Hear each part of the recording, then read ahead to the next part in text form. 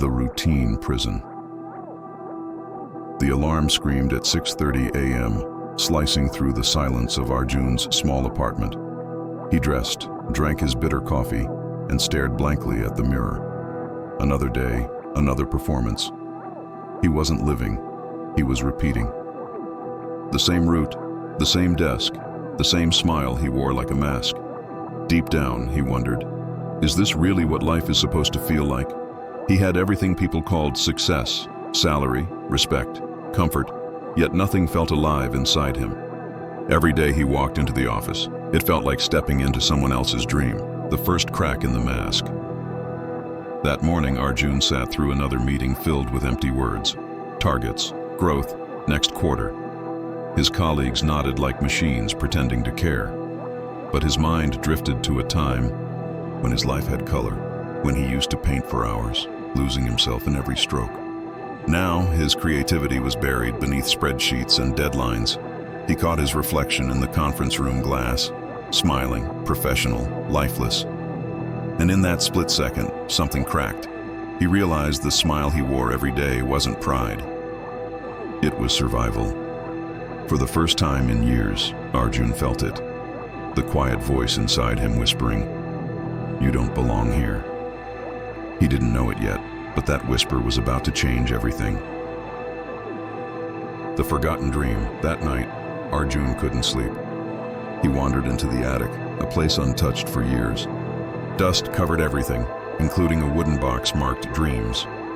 Inside were his old sketchbooks, dried brushes, and half-finished canvases from another lifetime. He flipped through the pages. Portraits, landscapes, wild colors bursting with imagination. Every stroke reminded him of who he used to be before expectations caged him. He remembered the day he quit painting, the day his father said, "Art is for dreamers, son. Be practical." And Arjun, desperate for approval, had obeyed. Now, staring at his faded artwork, he felt a strange mix of grief and hope. He whispered, "Maybe the world doesn't need another employee. Maybe it needs someone who dares to be different." The spark returns. The next morning, Arjun sat at his desk, but something inside him had shifted. While others typed reports, he doodled on a notepad, shapes, faces, colors returning like memories from a dream. It felt wrong, yet so right. During lunch, he bought a small sketchbook from a street stall and began sketching again on the bus ride home. Each line brought peace. Each shade felt like breathing again after years underwater. For the first time in forever, time disappeared. When he looked up, the sun had already set, and his heart was racing with the forgotten joy. It wasn't rebellion, it was rediscovery. That night, he told himself quietly, "If this feeling is what freedom tastes like, I'm never letting it go again." The weight of expectations. The next day, Arjun's sketchbook sat hidden in his drawer, like a secret he wasn't ready to share. At work, he tried to focus, but every email, every meeting felt heavier. His manager praised him for his dedication, yet the words sounded hollow. He wasn't dedicated, he was trapped. That evening, his parents called. His mother's voice was soft but loaded with pride. "Your father says you might be promoted soon. We're so proud of you." Arjun smiled weakly. "Yeah, maybe." He didn't have the heart to tell them that the thought of another promotion felt like another chain tightening around him. That night, he sat before his mirror again, tie loosened, eyes distant, and whispered, "I've been living everyone's dream but my own." The truth stung, but it was finally out.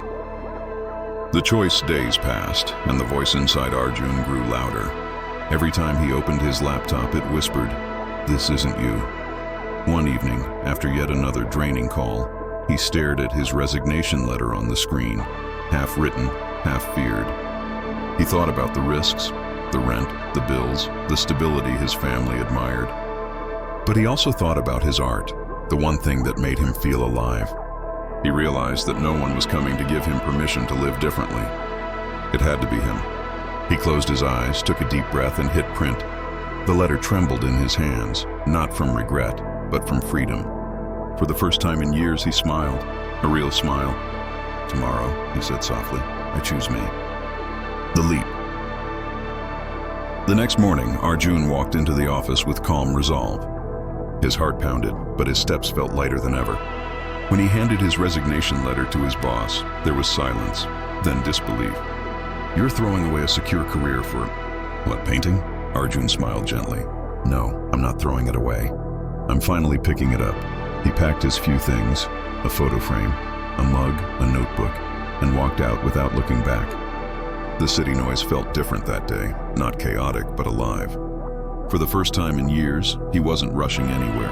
He didn't know what tomorrow held, fear, failure, or freedom. But as he stood on the street corner, sketchbook in hand, he whispered, "Maybe life begins where comfort ends." The empty canvas. Arjun sat in his small apartment, staring at a blank canvas resting on the easel. The silence was loud, filled with both excitement and fear. For years, this was what he'd dreamed of. Yet now that it was real, doubt crept in. His mind whispered, "What if you're not good enough anymore?" But another voice, quieter, stronger, answered, "Then I'll learn." He dipped his brush into color for the first time in a decade. The scent of paint filled the room, awakening memories of who he once was. Hours passed unnoticed as the first streaks of color spread across the white. When he finally stepped back, the painting wasn't perfect, but it was honest, and that was enough to make him feel alive again. The struggle begins. The first week felt magical, days spent painting, nights filled with new ideas, but soon reality knocked. Bills piled up, savings thinned, and the excitement began to fade under the weight of uncertainty. He tried selling his art online, no buyers. He reached out to galleries, polite rejections. The same people who once praised his bravery now whispered that he'd made a mistake.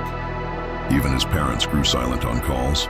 Doubt crept in, louder each day, asking, "Did you give up everything for nothing?" One night, Arjun stared at his unfinished canvas and nearly gave up. But then he noticed his reflection in the wet paint, tired yet determined. "Dreams aren't supposed to be easy," he told himself quietly. "They're supposed to be mine." The voice of doubt days blurred together. Arjun painted, posted, hoped, but nothing changed. The online world scrolled past his work like it didn't exist. Every 0 likes felt like a small failure.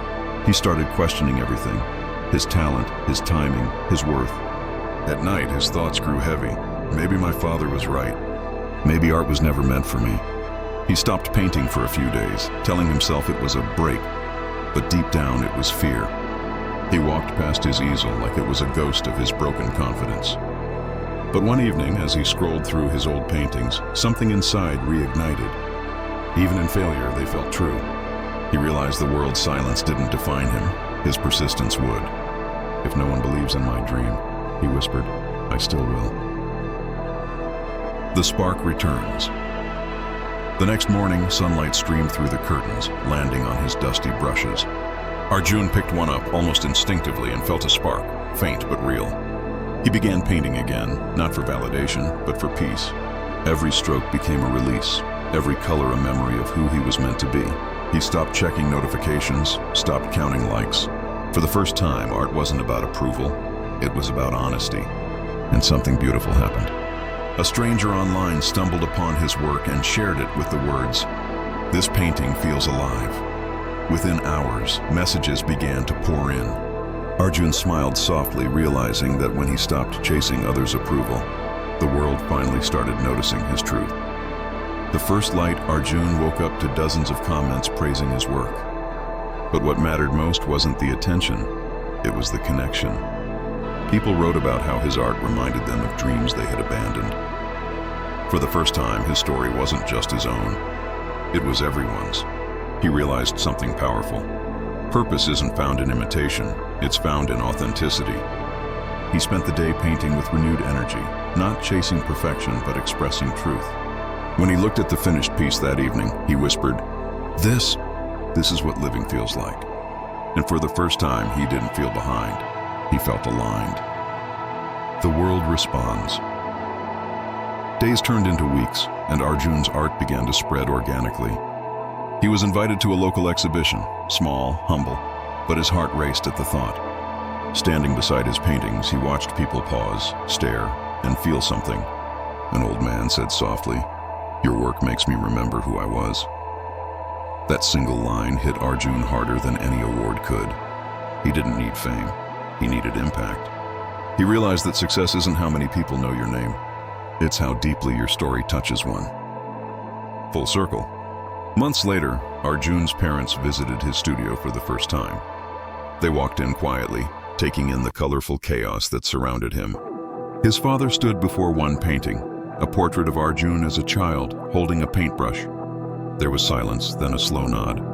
"You were right, son," his father said softly. "Art does feed you, just not the way I understood." Tears filled Arjun's eyes. Years of doubt washed away in that single moment of understanding. He had finally earned the only approval that truly mattered, his own. The message. One night, Arjun uploaded a new painting titled "Dare to be Different." Beneath it he wrote, "Don't chase others' dreams. The world doesn't need another copy. It needs your truth." The post went viral, but he didn't care about the numbers anymore. Because behind every like, he knew there was someone who needed to hear that message. Arjun smiled, turning off his phone. The city outside buzzed, but inside his heart was peace. He had stopped running. He had found his lane. And his life, once gray and borrowed, now burned in full color.